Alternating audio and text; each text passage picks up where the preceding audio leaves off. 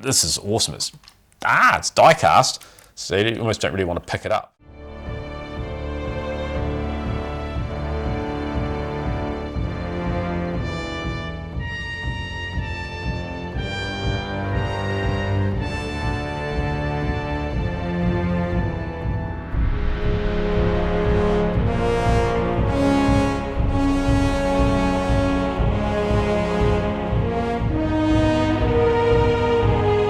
Hey everyone, and welcome back to the Two Barbarians YouTube channel. I'm Wade. I'm Lee. And today we're going to be talking about one of my favourite Transformers, Bludgeon. Now, Bludgeons started out as essentially a pretender, which was the latest gimmick across Transformers G1. So they went from just having robots, and then they had combiners, and then they sort of wanted more gimmicky things to do. So then they started getting into headmasters, target masters, action masters, and then they did some pretenders. And the pretenders are quite an interesting line because they're actually quite tiny, right? And the shells for them mean that if there's a robot inside, it's going to actually have to be a really tiny robot. And essentially the thing that kept the shell in place, for example here, is the helmet. So once you've got that helmet open, you can then basically split it apart and take out the robot. And as you can see here, I'll leave Bludgeon stand here. As you can see, it's tiny. Yeah. It's absolutely tiny. Look at it, it's tiny. So to play with the other ones, it's a bit, use your imagination a little bit. Yeah, it is essentially use your imagination. So you fit this in here. It's a little bit underwhelming then, really, eh? And it's very underwhelming. But what essentially makes it is the shell though, right? Yeah, I mean, the time you put the shell back together and you've...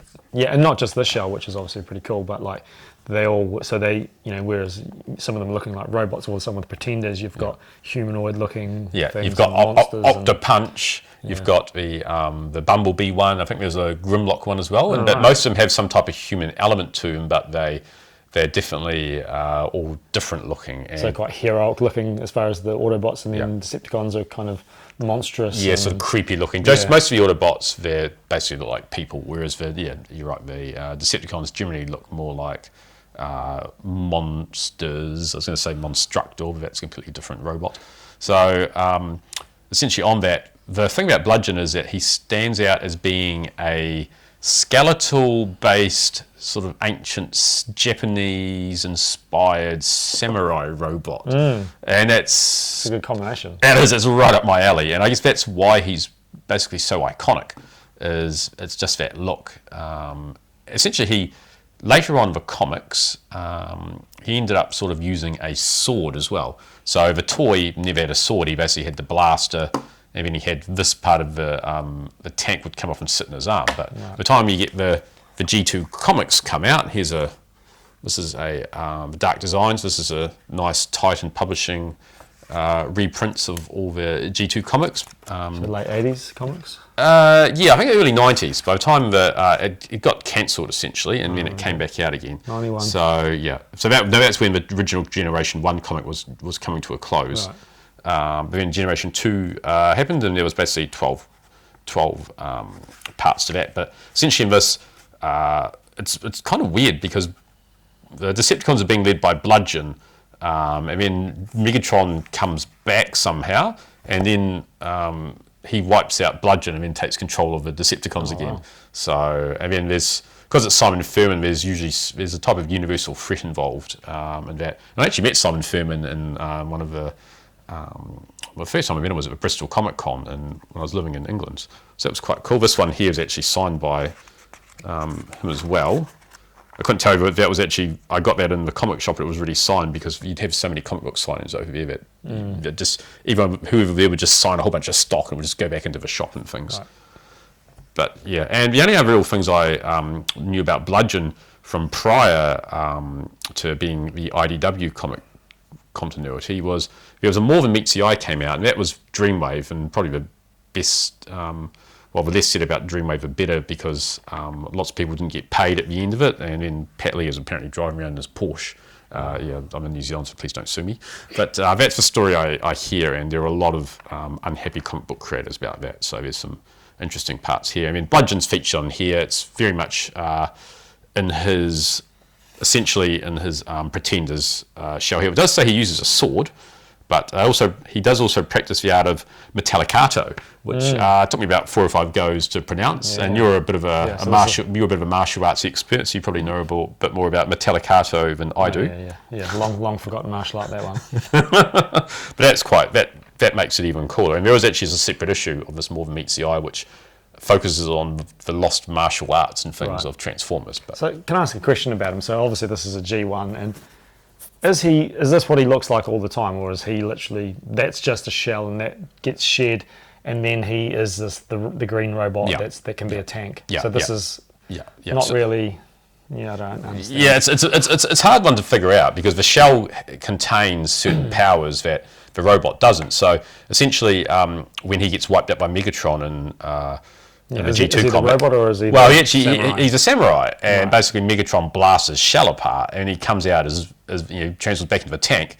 He takes some pot shots at Megatron, and then Megatron just says, "Oh, you're in your wildest dreams" or whatever, and just essentially blows him up with his own being a G2 green tank. So it's quite funny. One G2, my tank's bigger than yours. Tank. Exactly. So basically, he's still got his fusion cannon, and he wipes them out. So that's a shame. It's a bit, a little bit anticlimactic with that one. But later on in the IDW continuity, there's a really good comic series called Stormbringer, in which essentially Bludgeon is leading a Decepticon crew, and they go out, try to reawaken Thunderwing, who is in this continuity is this long foreseen dark power that started doing experiments and all sorts of crazy things. I mean, they wiped out Cybertron. It took all the Decepticons and Autobots to take him down. So, and here he brings him back to life again. And Bludgeon's really cool looking because he's got this bit here, but half his jaw's missing out. So you essentially can see sort of the top teeth, and then sort of nothing hanging down below it. So he's sort of been obviously taking some bit of massive uppercut somewhere along the line. But that's the continuity, really, as far as I'm aware of Bludgeon. So he's not in the original comic. Cartoon. He's not. No. I probably should have had a quick look to see if he had been in any of the Japanese continuity, but I don't believe so. I mean, everything I know is about the American continuity. Right. So essentially, after that, then because he was such a popular and cool-looking character, he's still having toys made of him. So this here was Bludgeon as a actual tank. So it's not a pretender shell. He actually just transforms into a tank to a robot. And it's essentially got the same type of look. What I think is quite cool of it is that it's got the orange, when you see it there on that bit coming down. So the robot mode now is integrating the samurai skull face. So, and it looks very sort of Michael Bay-ish, especially with that sort of head. Sort of contains those little bits of all the mechanical features all moving around and things. And he's got a sword now too. Yeah, he's got a sword and a knife, which is quite cool. An actual proper tread for tank, which is quite fun. So that was part of Revenge of the Fallen line, and that line did have some Transformers in it which more sort of featured in that comic, more book aesthetic, such as I think early one of the Transformers lines had Reveal the Shield, where it had more of the Transformers in that sort of more G1 aesthetic, as opposed to the Michael Bay ones, which I'm not a big fan of. And the other toy I have is a Masterpiece styled third-party Bludgeon, and this is awesome. It's die-cast, so you almost don't really want to pick it up. So that's third-party? This is third-party, yeah, so not official. But the cool thing about it is that it's basically the same scale as a Megatron, right? Yeah. So, and he's got awesome crafting of the sword. You saw there, that little sword's got some Japanese writing on it. And again, if you look at the front of him, he looks very, very similarly inspired by Bludgeon, right? So he's probably more samurai looking. That's more definitely a samurai helmet. Yeah, but the skull is a bit more robotic, whereas that skull is almost more human, right? Yeah. I guess that's also the thing about the Pretenders is that they're always more sort of human focused on the actual shells. That's why they're pretending to be humans as opposed to actually being a robot styled. But again, it's got treads on it, heavy die-cast feet. He's even got jandals. Yeah, he has got thongs. Authentic Japanese styling of thongs. Yeah. But that's cool, and you can have him face Megatron any which way you like, really. haven't faced Megatron. Megatron's sitting there with his bit of his scowl on his face as usual. Yeah. Megatron's always scowling as far as I'm concerned, so I never change it around. But yeah, Very cool. and it's fun.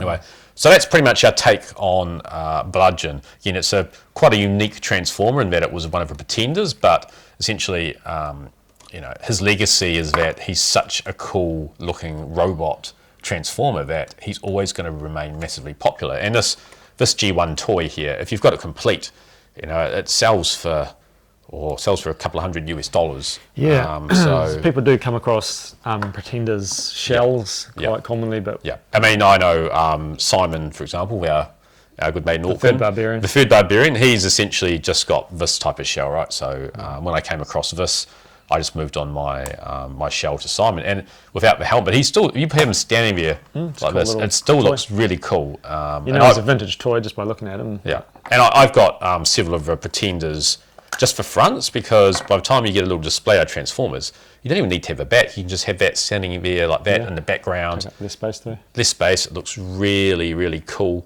and it's just a fun little, aesthetically pleasing little display that you can have. Because this is the size of a cliff jumper or a bumblebee or a wheelie, essentially. Yeah. It's just mini bot sized. Yeah. But I guess that would have been huge to have, pretender shell that could take a sizable it is. transformer. It's great. So anyway, we hope you enjoyed our little discussion about Bludgeon. So don't forget to hit that like and subscribe button, and we'll catch you soon. Ciao, ciao. Bye.